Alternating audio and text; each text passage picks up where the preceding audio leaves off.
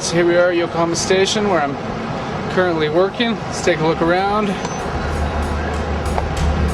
See, it's a pretty big, busy place.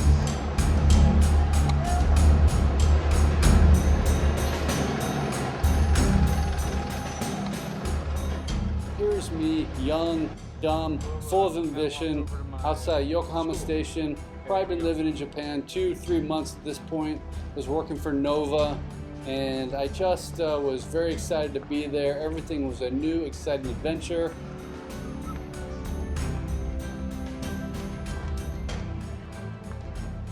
So here's me down in Enoshima, ringing the bell. I'm down enjoying the beach, enjoying all the things that summertime in Japan has to offer.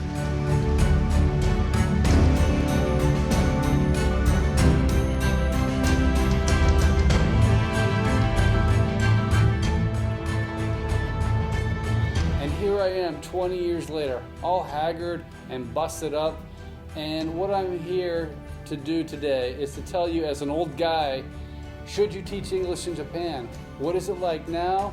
What is it like then? And how is it different? And in short, the answer is, if you're looking at teaching English in Japan, should you do it? The answer is yes, but with a couple caveats, and we'll get into that in a minute. But first, let's take a walk.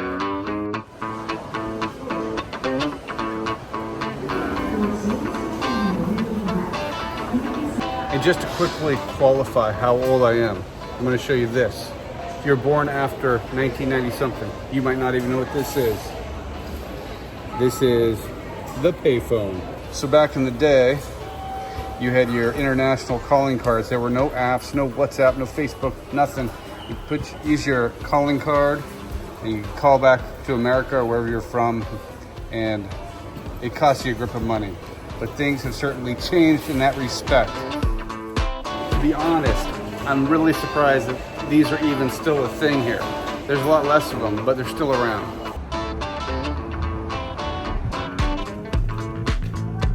Yeah, it's hard to believe that it was almost 20 years ago, the first time I ever came to Japan, taught English. The school that I taught for, Nova, is actually still around.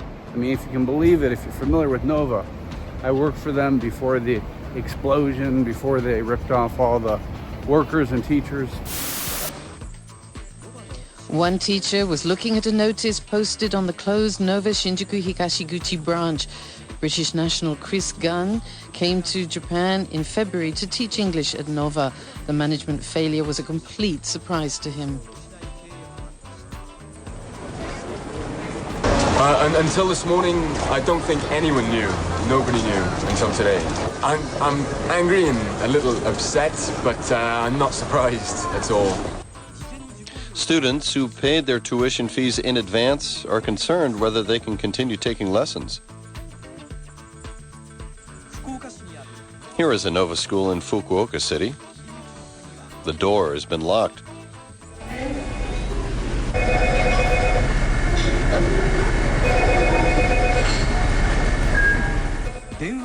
The telephone rings incessantly, but apparently there was no one inside.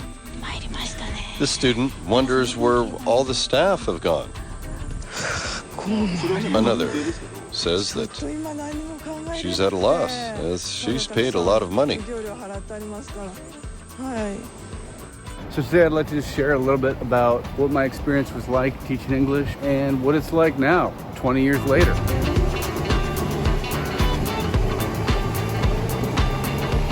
And when I first got my job teaching English, way back in 2004, my starting salary at Nova was 270,000 yen. And when I look at the salaries for teachers now, 20 years later, it's about 270,000 yen.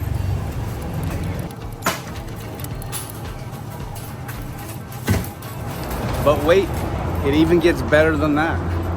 When I was teaching here, the exchange rate was around $1 to, it fluctuated between 115 to never more than 125 yen.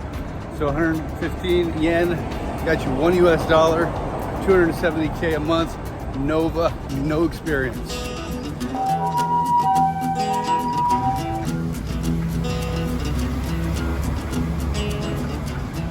And for those wondering, I'm walking around the Motomachi area. It's right outside of Yokohama. It's where people who got money go. But then there's me with my 120 yen iced coffee.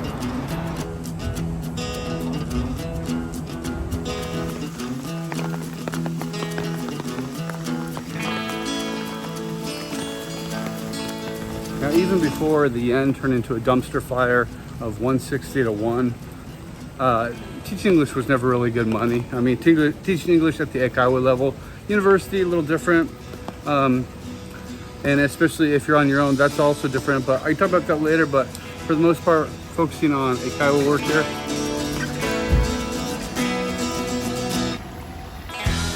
Now, I understand everybody's case is different. So I'm really gonna be talking about this from kind of a Western point of view. You know, I know there are a lot more teachers now than there ever used to be from the Philippines and other countries where they speak great English. I'm looking a little more at the financial realities for people in the West. May I speak to Mrs. Johnson? She's not here right now. Would you like to leave a message? No, thank you. I'll call back. All right, that's really good. That's really good.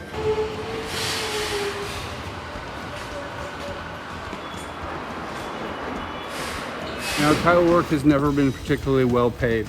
You know, it's enough, honestly, to pay your bills. And if you're frugal, you can stash away a few yen, which is probably harder to do now than it was when I was doing it. And it allows you to have a little bit of fun. Not too much fun, or those few yens you do save will be disappearing. Bank account here, but I think at the moment maybe 3,000 yen. I would have to again borrow money for a plane ticket home. Maybe I could row a boat home or something. No, I don't know. What really inspired me to make this video after so much time was an article I read in the Asahi Shimbun, and it was about an English teacher named Jesse Ali that had been teaching for 14 years, and how he could not afford to eat, how he could not afford a train ticket, how he could not afford just basic living essentials. That really was never my experience. As I mentioned earlier, the pay for English teachers is not great, but I never experienced that level of poverty.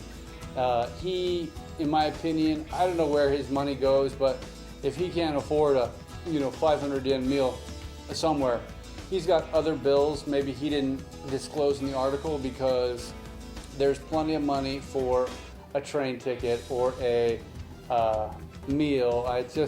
The whole article to me doesn't make sense, but there is an underlying theme here, and the theme is there is a very low glass ceiling at teaching English. I did it, like I said, for a couple years, and I realized there's really no long-term future as an Eikaiwa teacher. However, that doesn't mean the whole industry is a dead end.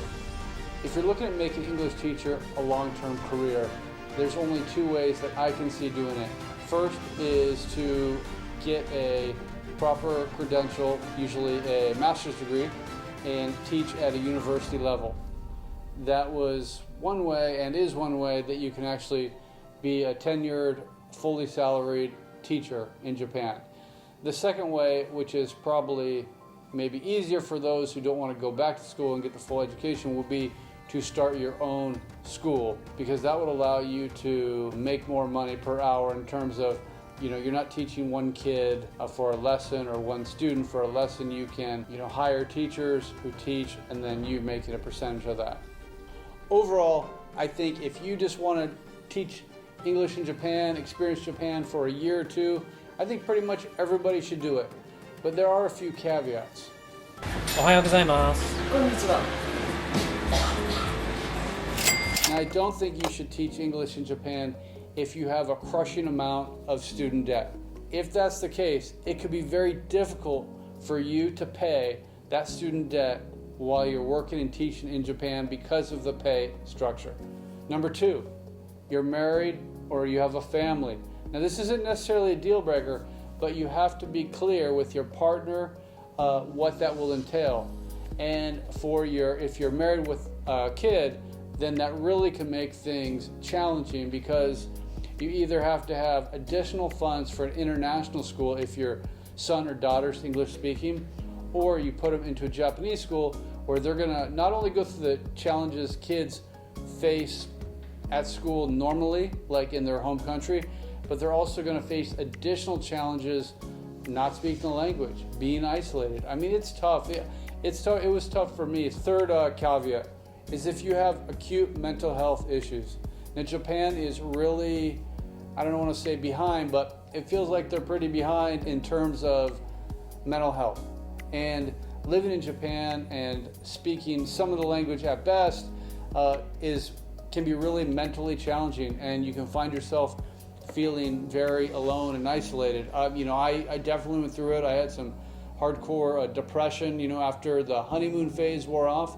So, if you have diagnosed mental illness, like say you're bipolar or you have severe depression or other medical issues that require access to medication, I would really think long and hard. And also, are you going to be able to get that medication in Japan? You have a condition that would cause you to miss work a lot.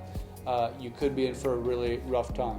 このまま2、3、あはー！パターン見えてきたよ。もしかしたら漢字いけるかもしれないと思わせといて、いきなりこれ。Why Japanese people? Why? わざとだろうこの You're まま。 inflexible. You have got to be flexible to, I think, to live in any foreign country is not your own. You grow up a certain way, you maybe have certain values, certain opinions, certain ideas over how things should be done, and if those things aren't kind of done to what you think is correct, you get upset about those things, then you might want to consider not moving to Japan to live abroad.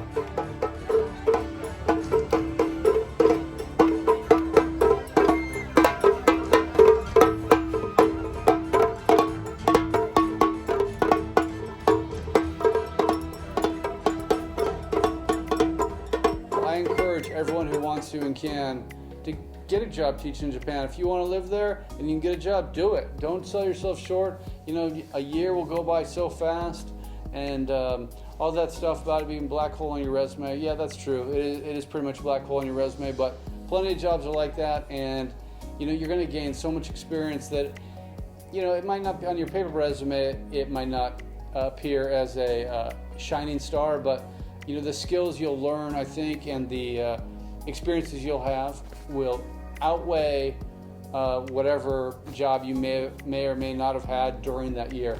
So don't worry about your career. You can put it on hold for a year or two. Go have fun, teach some English.